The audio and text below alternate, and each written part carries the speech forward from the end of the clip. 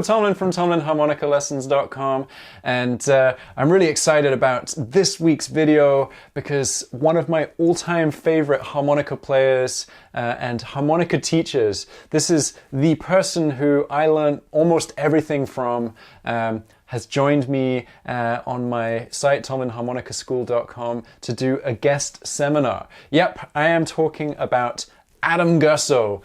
You'll probably know him from modernbluesharmonica.com. Absolutely amazing teacher, amazing player, and he was very kind to do a guest seminar about how to play an unaccompanied slow blues on harmonica. So you'll probably know what this kind of thing sounds like. You've probably heard him do his kind of front porch slow blues style. It's very, very cool, and he's going to show us how to do it. So let's have a little look now at his guest seminar. So I tap my foot. You probably will not be able to hear me if I go. Can you put a thumb up if you can hear that? It's a little low. Good. Okay. I can also. That's what I think of as a slow blues tempo. Now, the slow blues groove is what we call a 12/8 beat. It's really 1, 2, 3, 2, 2, 3, 3, 2, 3, 4, 2, 3. You don't have to count the 2 3s, but you got to have a sense that it's actually a kind of gospel groove. Bum, bum, bum, bum, bum, bum, bum, bum, bum, bum, bum, bum. But it has that triplet feel underneath. So this is just a little basic musicology 101. But keeping the beat is crucial. So I'm going to give you a 4-point list, and if you're taking notes, please take notes. I'm going to give you the 4 things you need to be able to do in order to play solo slow blues. These are non-negotiable.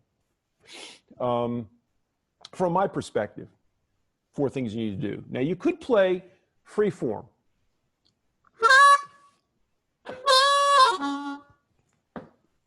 But you see, I can't do that. I don't know how to play free form. I'm already tapping my foot. That should be the reflex you're trying to train in. So number 1, a solid sense of time, an ability to keep the beat without rushing, and we all like to rush, or slowing down, or faltering. And I think all 3 of those things are things that I struggled with greatly when I began to play solo on the street. It was almost like, how do you, and it was magic when people could keep the beat by themselves. Well, how do you train that in? You could get a metronome. There are lots of online metronomes. And you could try to synchronize your foot with the metronome. That's one thing. But I'm just going to tell you that that's one of the things you have to do. And it's not easy. And you'll grow as you, but if you don't try to do that. So how might you do that? You might get a blues jam track. We'll do this in a sec. And you might just tap your foot to the jam track, so that you're synchronized with that downbeat. So you're not really keeping the beat, but you're matching somebody else's beat.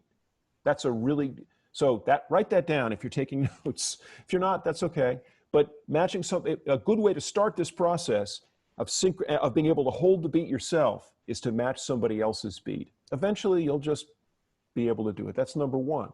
Second thing, in order to play solo slow blues, you need some basic knowledge of the 12-bar blues progression, an ability and an ability to create it as a mental map. It's got to be, it's almost like this thing, which we're going to talk about, needs to be in your head, and you need to hardwire that so that you're feeling it. Think at first it's going to be, you're going to visualize it. Eventually it's just there. And it's so deeply a part of who you are that it's hardwired. It's no longer just installed programming. It's part of a machine. That's what you're trying for. So a sort of roadmap, the 12-bar blues. Now, I could talk for the whole time on 12-bar blues. I'm not going to be able to do that, but I'm just telling you what you're going to need to do. Number 3, and I could talk about this for 75 minutes. You need some basic knowledge of blues harmony, so that you know what notes to stress and linger on and avoid when you're driving, when you're taking that journey through the 12-bar changes. And I'm going to share my screen at some point, but I'm holding this up now just to make it easier. So some basic sense that there's this thing called a 1 chord, a 4 chord, and a 5 chord. Now, there's some of you right now here already getting restless. I know you're out there. That's all right. Some of you are saying are already helpless. You're already going, he's already over my head. So that's all right. I'm shooting for the middle, but just keep that in mind. One of the great things about a slow blues is that you have more time as you move to sort of think about these things, so that when that bar 9 is coming up and you've got that 5 chord coming up, I'm going to talk a little bit about that. When you got that 5 chord coming up, you've got time to say, okay, now I know I want to go on that 1 draw or that 4 draw. Are you with me so far? Give me a thumbs up if you're hearing me. And okay. So I'm just sort of laying the roadmap myself for what we're going to do.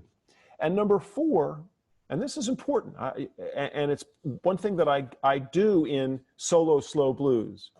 You need to have enough technical ability to enable you to play the bends on holes 2, 3, and 4 draw that are needed to play a good sounding slow blues. So some of you really probably can't bend at all, and so at least now you know what you need, why you need to bend, and what you'll be able to do with it when you can bend. Wow, how cool was that? So I'm going to be working on this seminar a lot for my own personal playing. I want to learn as much as I can from it.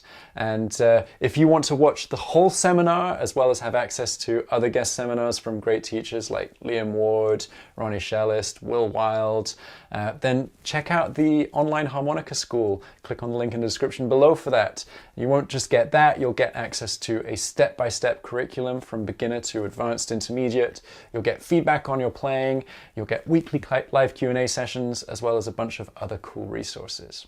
All right, before you run away and do that, if you enjoyed this video, then please give me a thumbs up by hitting the like button below.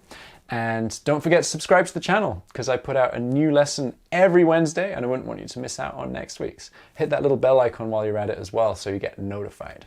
All right, take it easy. Happy harping.